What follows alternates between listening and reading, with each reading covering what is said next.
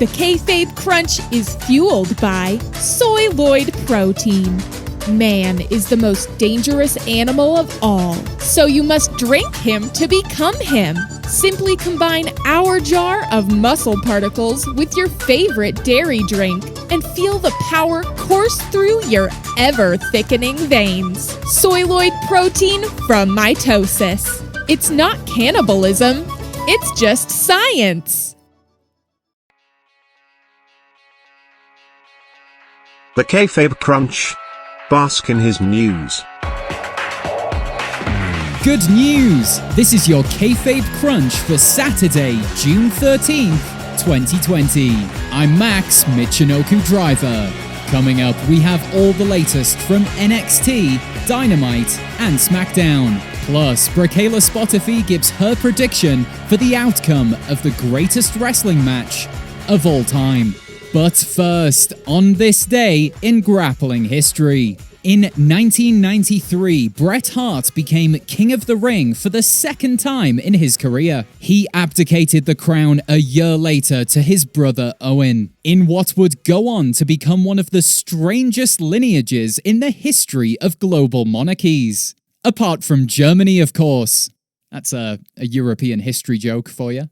And in 2006, WWE rebooted ECW. This debut episode included a match with a legitimate zombie, which so-called smart wrestling fans mocked for being over the top and silly. It's amazing to think that had famed zombie The Undertaker debuted in 2006, his career would have been vastly different. I guess you have to be the right kind of zombie. Thank you for listening to the Kayfabe Crunch. And just because I slap my leg when I talk, it doesn't make the news any less real. And now let's get on with the Before-Backlash news. Okay, that one hurt. Top story, you're in for a treat. SmackDown began with a contract signing. Sort of. Tomorrow night, Jeff Hardy will face Sheamus. What's his surname? It's a mononym. He was allowed to have a mononym and he chose Sheamus. Okay. The feuding foes will fight at Backlash. But last night, Sheamus decided that Hardy must pass a substance test by wazzing into a jar on television. Sheamus brought a doctor who we have not yet confirmed as credited. A privacy screen, because cameras can't be raised above head height, we know that, and a jar that was big enough to ethically transport a large Africanized bee. Sheamus refused to sign the contract until Hardy emptied his piddle chamber, or bladder, to use the so-called scientific term.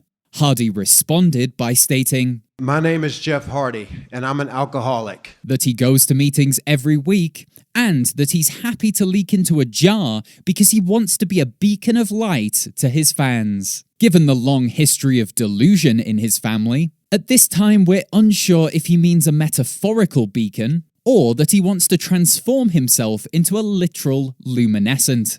You never know with Hardys. Hardy then, well, he really filled the jar up, and it quickly became clear that Hardy needs to hydrate more. Jeff, doctors recommend around 3 piss jars worth of water per day. Just looking out for you, man. Sheamus continued to run his mouth. So, Hardy lobbed his piss at the Irishman and signed the contract for Backlash.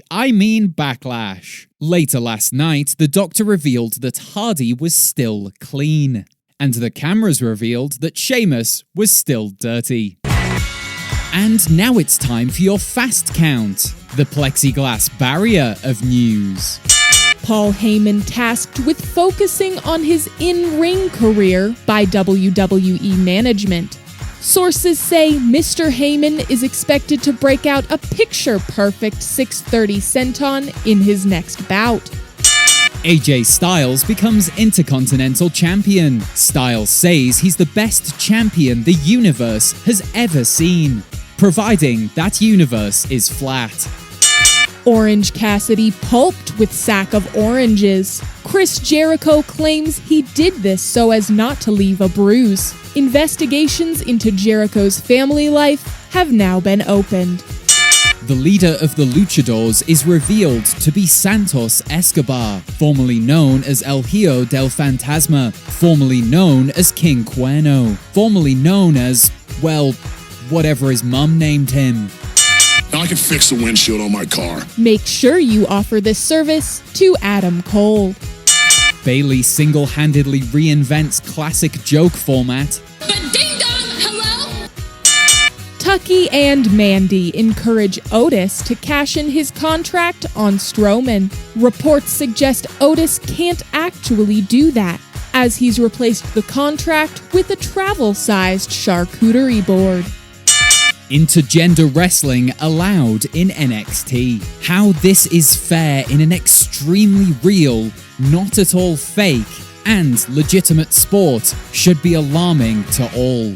Personally speaking, I've been medically diagnosed with small-minded syndrome and won't be standing for this. And that's your fast count. You've been counted out. The rules still apply to you, Karen. Joining me now to discuss the greatest wrestling match ever is influencer and koala mental health advocate, Bricayla Spotifee. Bricayla, how have you been for the last couple weeks? Oh, I've been great. I've been taking part in the vital protests happening across our nation. Amazing. You know, I was just thinking about this. It's really important for people in privileged positions like the two of us to listen to activists and use our white privilege to contact legislators and pressure the change of some, quite frankly, racist laws. Yeah, whatever. I honestly have no idea what you just said, but I have gotten some amazing pics for the gram. I even got sponsored by a boutique tear gas supplier called Us Government. And my personal photographer snapped me right on the front lines of the protests. Then it was back to the hotel for brunch. I don't even know where to start with that. Oh my God, Max, why am I even here? What are we talking about today? Well, Backlash is tomorrow, and I was wondering if you could give our listeners your thoughts on the greatest wrestling match of all time. I've been watching a lot of wrestling lately. Shock, I know. Love me. And I know for a fact this won't be the greatest match of all time. Actually, you're not alone there, Bricayla. It's been a major talking point between wrestling fans for the last few weeks. Like I'd know. I've been so busy with my activism, but I still managed to make this list of 3 matches that I think are the greatest of all time. Well, it's not what we had planned, but I guess I'm sort of curious now. Of course you are, Max, because I'm talking. Okay, coming in at number 3, we have John Cena and Nikki Bella versus The Miz and Maurice from WrestleMania 33. Okay. It has everything. Drama, engagements, drama, beautiful women, drama, reality TV stars, but most importantly, drama. I think I'm starting to see why you like this match, Bricayla. Yeah, the drama. And what do you have at number 2?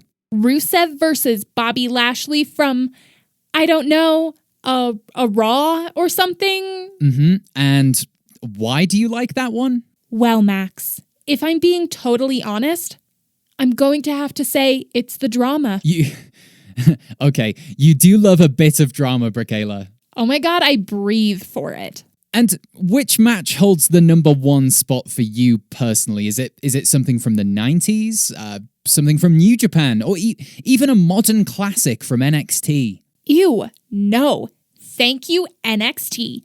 I have a banger topping my listicle, and that's Lana versus Liv Morgan from Raw this past holiday season. Yep, I remember it. Oh, so you love it too. Oh, this is amazing. Bricayla, I notice all of your favorite matches are from the last few years. And Well, most wrestling fans, when they're compiling their best match ever lists, they tend to look at the span of wrestling history, certainly before the year 2017. Ew. Don't even joke about that. The idea that there was a time before 2017 is honestly disgusting. I don't even know how we survived without Instagram animal filters. And honestly, Max, in this climate, with all the everything going on right now, I don't even want to think about it. Right. Well, thank you, Bricayla. We're out of time. Predictions for the main event tomorrow? Edge will win because he's in the hit drama Vikings, and did I mention I love drama? There's just time for a quick look at the stock markets. NXT and AEW tumble to equidistant variable integers. Expect a flattening of the decimals at around an hour before vendors close. The Otis markets recommend investing in meat. So next time you're at the supermarket, remember to buy beef stock. Join us Tuesday when we'll bring you all the fallout from Backlash. And we ask the pressing question, Seth Rollins, athlete or religious terrorist? And remember, you can support this podcast by leaving a 5-star review on Apple Podcasts or Podchaser. Our interns are getting pretty tired of writing fake reviews on our behalf. So if you, the audience, could pick up the slack a little, we might let them have a day off. This has been the Kayfabe Crunch, your not quite daily, not quite news bump for the world of professional wrestling. The Kayfabe Crunch is fueled by Soy Lloyd Protein, the only human-based protein from mitosis. To those protesting the mild use of human DNA in our product, please remove yourself from the gates of our manufacturing facility. We're due another shipment of infant torsos, and your liberal bodies could spoil our latest batch of bodybuilding brilliance.